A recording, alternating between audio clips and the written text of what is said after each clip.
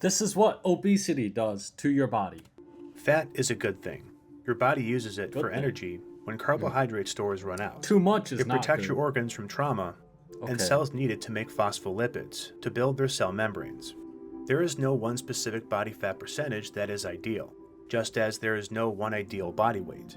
Instead, Well, the if you're carrying around 300 pounds, I don't think that's ideal. That's actually holding you back. World Health Organization suggests a range of body fat that should be maintained. For men, this is between 11% and 21% body fat, and Okay. women between 23 Oh, it's higher. and 31% body fat. But too much of anything 23. can be bad. When body fat percentages exceed these ranges, the extra weight alters the mechanics and biochemistry of the body. For clarification, the body fat percentage discussed in this video is in the morbid obese range. Morbid obesity That's in definitely men not is a good. body fat percentage of 40% or Looks more. like Peter Griffin. For women, it's 45% or more. Morbid obesity puts extra stress on the lower joints and bones. Like, come on, that Load-bearing is not bones can ideal. fracture over time, and tendons can be damaged. You might wonder, if excess weight puts stress on the joints, why don't muscular people experience the same joint problems as those who are obese? Because they got more muscle to move the body. Well, think about it like this. You do push-ups every day. Well, you want to increase the weight of the push-up, just get bigger. You don't need more weights, just get bigger. Boom. Instead of pushing, what, 135, 150, you could be pushing 200 pounds. You have more, your muscle is pushing more weight. After all, muscle weighs more than fat. The key difference is muscle supports the joints. Yeah. When muscles contract, they help move bones more efficiently and stabilize the joints during motion, reducing strain and improving joint mechanics. Fat, by contrast, does not provide a functional God, movement. they use the It's same stored people. chemical energy that acts as dead weight. Imagine that.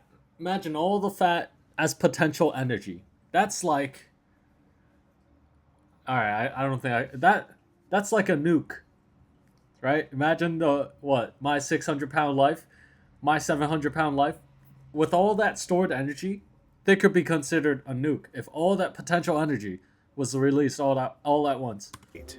And too much of this dead weight can Oh my cause god, damage. that's how it looks like? No way. I thought the bones would be like wider, thicker. No way the hip bone is only like that.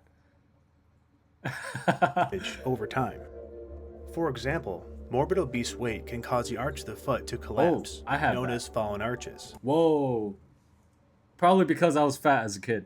The arch of the foot is maintained by a tendon called the posterior tibial tendon. Over time, this tendon becomes strained from excess weight and collapses, Whoa, no resulting way. in flat feet. Excessive fat Are people not born with flat feet? I lost all that weight, but I still have flat feet. around the abdomen causes a forward rotation of the pelvis, creating an anterior tilt or forward lean of the body. This increases the arch of the lower back. Boom. Look at that. That's what all the girls be doing these days, walking around with a messed up back. Causing strain on the hip flexors and the lumbar spine. Wow. The femur and tibia, being load-bearing, support the majority of the body's weight. These bones will naturally get stronger as you gain weight. Whoa, so you have stronger bones. She wasn't that fat girl. She wasn't lying. She's big boned. However, in a morbidly obese body, they become weaker What? and are more prone to fractures. This phenomenon is due to the obesity paradox. When bone is placed under stress, it will adapt to this stress by increasing its density and strength. How'd they get this x-ray? There's no way he's lifting this in front of an x-ray. Isn't that bad? Holding metal, holding all this with headphones too. There's no way this is actual x-ray. This is known as Wolff's Law. This is also why, as you put on muscle, your bones become stronger. Paradoxically, in morbidly obese individuals, their bones, especially the load-bearing femur and tibia, become weaker. This is caused by an increase in marrow adiposity. What is that? Essentially, excess fat begins to seep into the bone marrow and disrupts the bone's microarchitecture. What the? This weakens the internal structure of the bone, making it less dense and more prone to fragility fractures. But one of the most noticeable biomechanics of an obese body is the gait, aptly named the obese gait. The obese gait is characterized by a widened swing and a shorter stride. When walking, the feet tend to be in a longer double support phase, meaning both feet are on the ground at the same time for a longer duration I than mean, is you normal. have to. An You kind of have to, because how else you're gonna support all that weight? Imagine on one foot. obese body walks in this manner to lower their center of gravity, be more stable, and most importantly, reduce the load on the hip and knee joints. When you walk, force is sent through your knees and hips as your feet hit the ground.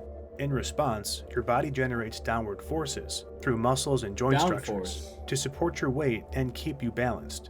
This interaction between the ground pushing up and your body pushing down creates a load on your hip and knee joints.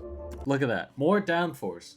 So, in car terminology, more downforce means you stick to the road better and you don't slide. Like the spoiler or the wing on the car, the wind pushes down on it, so the car stays planted as you're taking fast turns. So, a bigger person can run faster without sliding because of more downforce. 9.8 meters per second squared. This load puts 3 times your body weight on your knees and 6 times your body weight on your hips.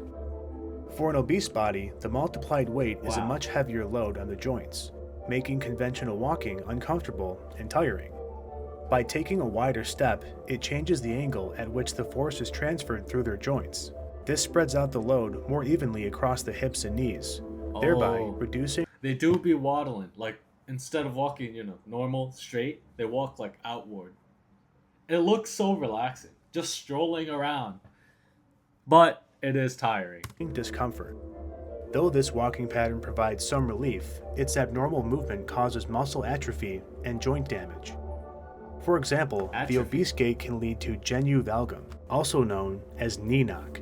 Knee knock is a condition in which the knees angle inward and may Oh. touch or come close together when the knees are fully extended during walking or standing. I know some people with that. I didn't know that was from weight. Muscles like the gluteus medius, gluteus maximus, and tensor fasciae latae help stabilize the pelvis and keep the femur aligned over the knee. However, during a wide gait, these muscles are used less and begin to atrophy. Stabilization decreases. The pelvis tilts forward, the femur angles outward, What and the the heck? knees take on more load, thereby collapsing. It looks so weird. I thought it would be more outward because a wider base to support the weight. Like if you look at the Eiffel Tower, it's extremely heavy. That's why it has a wider base to hold it up. But inward, that makes no sense. How? Inward. So far, we've seen what morbid obesity Like look, these two legs should be more outward. So you support the weight. How does it go in? It's like putting the Eiffel Tower upside down. does to the mechanics of the body. Let's see what happens on a molecular level. Molecular level. Morbid obesity increases the LDL cholesterol, or bad cholesterol, in your blood.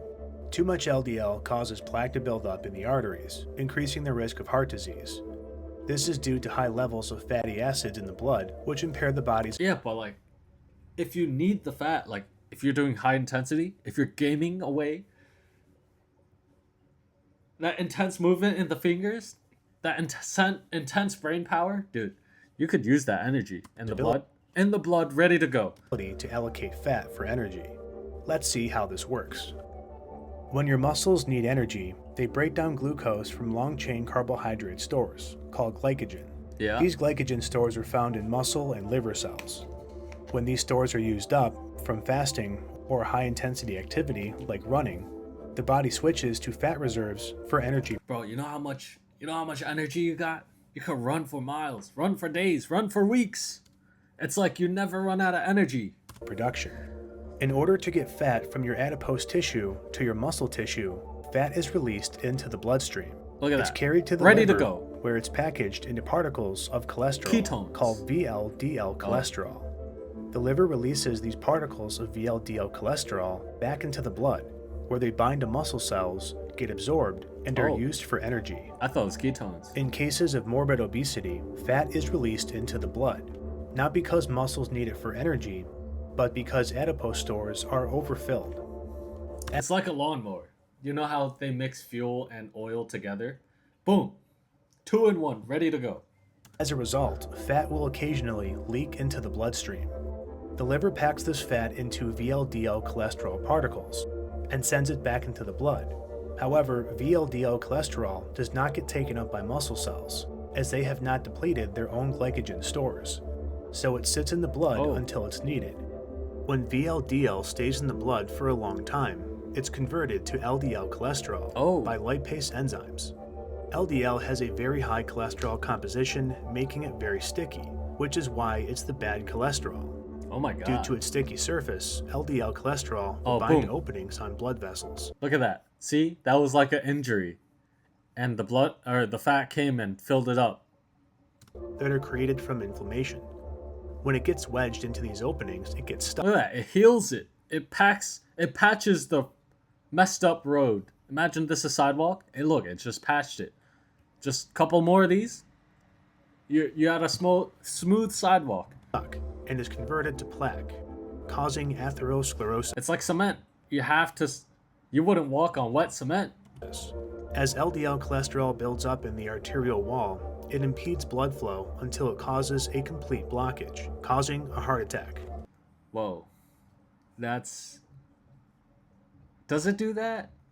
I mean, these blood cells are pretty big. I think actual blood cells would be smaller, but that would be like a blood clot.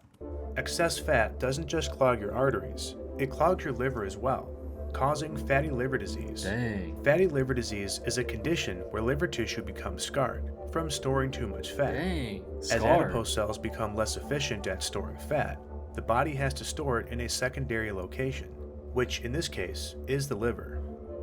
Over time, the liver will break down this fat for energy, but when it does, it also makes a small amount of toxic metabolites from fat metabolism. In a normal body weight, the amount of fat stored in the liver is very small, so the amount of toxins made is very low and doesn't cause any serious problems. When the liver is overloaded with fat, it makes large amounts of toxins. As the toxins accumulate, they cause inflammation, resulting in cirrhosis of the liver.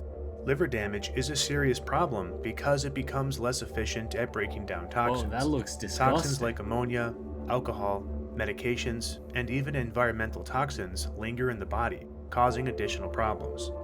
The only other way your liver is this damaged by lifestyle is by drinking excessive amounts of alcohol, known as alcohol-induced cirrhosis. Let that sink in for a second. Morbid obesity is so harmful to your body that your liver has the same damage as a freaking alcoholic. Hopefully this video makes it clear what obesity does to your body. I am in no way trying to shame or scare anyone into losing weight. This is a scientific explanation that would of be physiology. A benefit.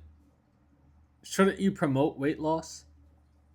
And biochemistry. Saying all the negative side effects of being obese, and then saying like, oh, I don't need you to lose fat. You don't have to listen to me. I feel like now people know the downsides. Now they have to put it upon themselves to lose it. Under obese conditions. How you choose to live and treat your body is your choice. But just know, these are the effects. Okay, it is your choice. These are the effects. He just represented like 9 side effects, bad side effects. And he's like, oh, you don't have to. This is just my idea. Honestly, being a little fat is fine. But being insanely obese, that's a problem. That's a health problem. Like, yeah, you do you. You do whatever you want. I'm not forcing you either, but it is a good idea to lose some of that. All these downsides they just gave, you should lose some of that. But that'll be for today. What obesity does to your body.